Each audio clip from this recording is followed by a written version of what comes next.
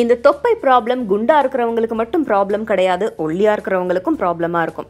குண்டா இருக்கிறவங்க உடல் முழுதுமே குண்டா இருக்கும், அவங்களுக்கு தொப்பை இருக்கிறது பெரிய விஷயமா தெரியாது. ஆனா இந்த ஒல்லியா இருக்கிறவங்களுக்கு தொப்பை இருந்துச்சு அப்படின்னா அது மட்டும் தனியா தெரிஞ்சு அவங்களோட உடல் தோற்றத்தையே ரொம்ப அசிங்கமா காட்டும். ஸோ குண்டா இருக்கிறவங்க ஒல்லியா இருக்கிறவங்க 2 பேருடைய தொப்பை ப்ராப்ளமும் ஒரே மாதிரி தொப்பை ப்ராப்ளம் தான். அதை குறைக்கிறது தான் ஃபைனல் சொல்யூஷன். இதை குறைக்கிறது ரொம்பவே ஈஸியான ஒரு வழி இருக்கு. அந்த வழி என்னங்கிறது தான் இப்போ நாம தெரிஞ்சுக்க போறோம். தினமும் குறைந்தது 8லிருந்து 10 டம்ளர் தண்ணி, அதாவது ஒரு டம்ளர் தண்ணியும் குறைஞ்சது ஒரு 300 ml ஆச்சும் இருக்கணும்.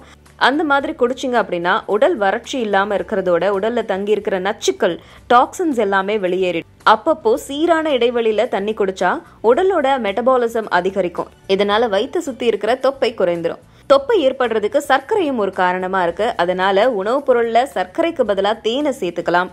தொப்பை குறையறதோட மட்டும் இல்லாம ஹெல்தியாகவும் இருக்கும். காலையில காஃபி இல்லை டீ குடிக்கிற பழக்கம் இருக்கு உங்களுக்கு அப்படின்னா அது கூட கொஞ்சம் சின்னமன், அதாவது பட்டை தூளை சேர்த்துக்கிட்டீங்க அப்படின்னா உடம்புல இருக்கிற சர்க்கரையோட அளவு சீராகும், உடல் எடையும் குறையும், ஆரோக்கியமாகவும் இருக்கலாம். பழங்கள்லயே சிட்ரஸ் பழங்களை அதிகமா சாப்பிட்டா உடம்புல விட்டமின் சி சத்து சேரும். உடல்ல தேங்கி இருக்கிற தேவையில்லாத கொழுப்புகளை அது கரைச்சி வெளியேற்றிடும். அப்படி பண்ணா கட்டழகான உடலோட தொப்பை இல்லாத ஸ்லிம்மான டம்மி உங்களுக்கு கிடைக்கும்.